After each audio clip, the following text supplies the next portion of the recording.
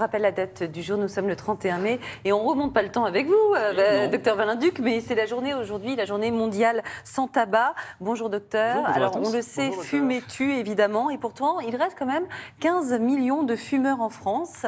Alors on va essayer de vous aider si vous avez envie d'arrêter. On commence par la question de Raphaël qui habite à Soissons. La voici, pourquoi est-il si difficile d'arrêter de fumer? C'est vrai que c'est simple, mais on se la pose toute. Vous avez 2 heures pour y répondre. Très bien. Il faut savoir qu'en fait, dans le tabac, il y a à peu près 4000 substances, mais la principale qui est responsable de la dépendance, je vous le donne en mille, Olivia, la nicotine. Et effectivement, une fois que vous avez fini de fumer votre cigarette, elle passe très rapidement dans le sang. Elle va au niveau du cerveau se fixer sur des récepteurs au niveau des neurones qui vont activer le système de la récompense. Et ça va libérer de la dopamine, donc il va y avoir une sensation de bien-être, de bonheur. Alors évidemment, plus vous fumez, plus vous allez entretenir ce système de la récompense, et du coup, on devient rapidement addict, ce qui va créer une dépendance physique et émotionnelle. Alors bien sûr, les fumeurs savent que fumer, c'est dangereux pour leur santé, mais quand la pulsion, elle est là, parfois c'est difficile de contrer, effectivement. Alors, Denis d'Épinal, il est déterminé, semble-t-il, à arrêter de fumer, mais il a quand même quelques questions. Comment se passe une consultation pour arrêter de fumer ? Alors, c'est toujours bien, effectivement, de consulter votre généraliste. Maintenant, ça va se faire en 3 étapes.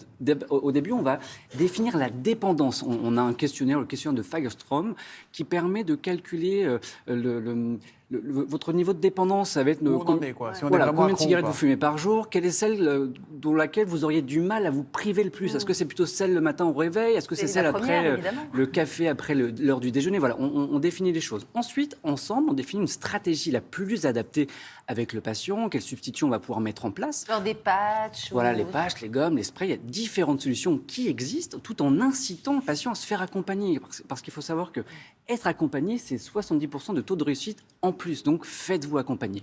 Et enfin, on rappelle bien sûr les différents éléments. Pourquoi c'est important d'arrêter de fumer pour sa santé? Quelles sont les conséquences sur votre corps? Donc ça, il faut le faire. Je vous parlais de la consultation chez votre médecin. C'est important de prendre rendez-vous et de faire une consultation dédiée. Souvent, on le voit au cabinet, des patients viennent pour un renouvellement d'ordonnance, des prescriptions de... Et à la fin, en fait, docteur, j'ai envie d'arrêter de fumer, comme si c'était quelque chose de très simple. Alors, bien sûr, nous, on va le prendre en considération. Néanmoins, ça nécessite réellement un temps de consultation. Et au-delà de la consultation chez le médecin, il y a aussi des sites Tabac Info Service sur lesquels vous avez plein d'informations. Il y a aussi possibilité de se faire coacher ou des applications. Donc voilà, la réponse est large. N'hésitez pas à vous faire aider. Donc on ne reste pas seul avec cette dépendance. On a une autre question qui nous vient de Carole, qui habite à Bergerac. La voici, pour la journée mondiale sans tabac. Je vais essayer de ne pas fumer, mais est-ce que en une journée, je vais voir l'impact sur ma santé? Est-ce que si on arrête déjà, au bout de 24 heures, on se rend compte de quelque chose? Déjà, sur le profil psychologique, c'est déjà génial de dire qu'en une journée, vous avez réussi à tenir et à ne pas fumer. Donc c'est déjà un bon signe pour dire on peut tenir, faire peut-être une deuxième, puis une troisième, puis une quatrième. Alors, quand vous fumez, généralement, la première cigarette va accélérer un petit peu votre rythme cardiaque, ça va un petit peu modifier votre tension. Donc dites-vous que si vous ne fumez pas, vous allez faire respecter votre système cardiovasculaire.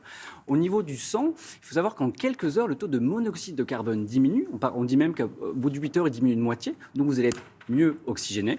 Et puis voilà, en fait, je pourrais faire une liste très très longue. Au bout de 4 jours, il n'y a plus de nicotine, vous allez retrouver la sensation, le goût, Donc c'est pas les rien, saveurs. même une journée, c'est pas rien en fait. Non, c'est pas rien. Et puis c'est toujours le début de quelque chose sur autre chose. Rapidement, on a plein de questions, on va pas toutes les faire aujourd'hui, mais Sophie de Sens, on entend souvent parler de la prise de poids à l'arrêt du tabac, comment l'éviter? C'est vrai que ça, on entend beaucoup. Alors effectivement, on l'entend, mais c'est pas inévitable. Sachez que fumer effectivement 20 cigarettes par jour consomme des calories. Donc effectivement, vous consommez 200 calories.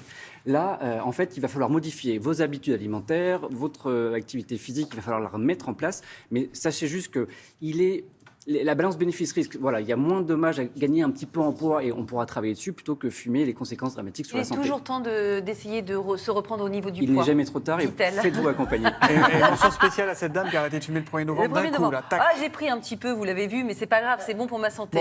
Félicitations Julia, on continue, on lâche rien.